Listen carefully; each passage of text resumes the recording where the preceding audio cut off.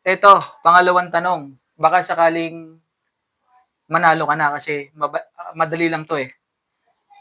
Alam mo yung hunter, mangangaso Mm. sa gubat. Mm. Ngayon, may isang lalaking nangangaso sa gubat.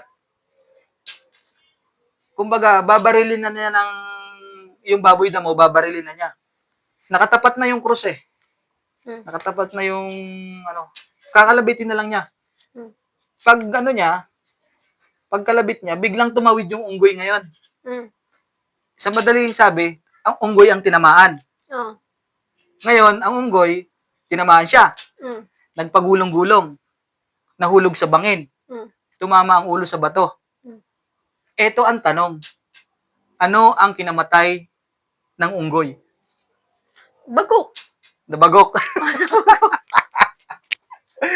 Oh. Nabagok kasi hindi naman siya, pag tama sa kanya, Oh. hindi pa naman siya namatay. Mm. Ay gumulong-gulong siya. Oh. Malay mo, may doon sa hinahulugan niya, may batong malaki. Mhm. Oh.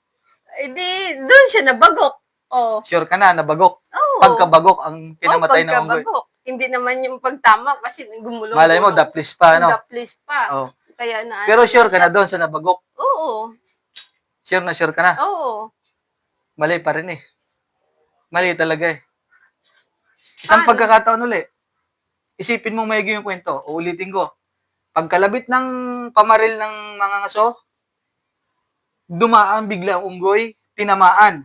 Mm. Nagpagulong-gulong, nahulog sa bangin, tumama ang ulo sa bato. Mm. Ang tanong, ano ang kinamatay ng unggoy? Pagkabagok talaga kasi tumama. Pagkabagok. Oo. Ay, malay mo yung bangin, nakalalim. Oh. O, pag ang tao naman, hindi naman na, Ay, nako, ang 100 pesos, di talaga makuha-kuha.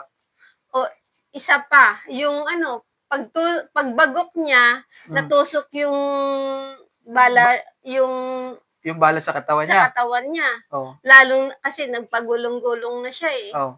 Eh di, siguro, lalong bumaon yung ano, Yung bala. yung bala. Yun lang, dalawa lang talaga, pagkabagok. O bumaon na talagang matindi yung bala sa Oh, katawan niya. babagalan ko ang kwento, ha? Mayroong isang mangangaso sa gubat, nakakita siya ng baboy ramo ngayon. Ngayon, Paano naman ang pera? pahawak. Nung babarilin niya na yung baboy damo, nakatapat na yung ano eh, iskopeta eh, nakatapat na. Kakalabitin niya na lang. Konting-kunti na lang. Pagkalabit niya ngayon, tumawid yung unggoy sa harapan, sa may tabi ng baboy damo. Tinamaan ngayon yung unggoy. Siyempre, bulag na unggoy. Nagpagulong-gulong, nahulog sa bangin. Pagkahulog niya, tumama ang ulo niya sa bato. Sa palagay mo, ano kaya ang kinamatay ng unggoy? Ano ang dahilan? Kinabahan. Kinabahan. Mali. Akin na yan. Mali, ano? Kinabahan niya. Kasi Namatay sa kaba? Oo. Mali. Kasi malalim nga yung pinagulugan niya. Tapos nabagok pa siya. Oh, Di, sirit ka na dyan. Ano ba talaga ang sagot mo? yun, kinabahan. Kinabahan. Oo. Sige, bibigyan kita ng pagkakataon. Dalawang sagot mo, nabagok at saka kinabahan. Kahit 5 pa yung sagot mo, palagay ko hindi ka tatama eh. Yun, mga kapanyero, hindi talaga niya makuha ang sagot. Sure ka na, nabagok at saka kinabahan? Oo. Ito, uulitin ko uli ang kwento. Babarilin yung baboy damo, biglang dumaan ang unggoy, tinamaan, nahulog sa bangin, nagpagulong-gulong, nabagok ang ulo sa malaking bato.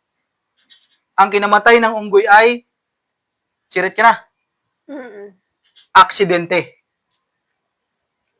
Aksidente lang naman na siya ang tinamaan eh. Yun ang naging dahilan ng pagkamatay niya. Aksidente siyang tinamaan. Okay na.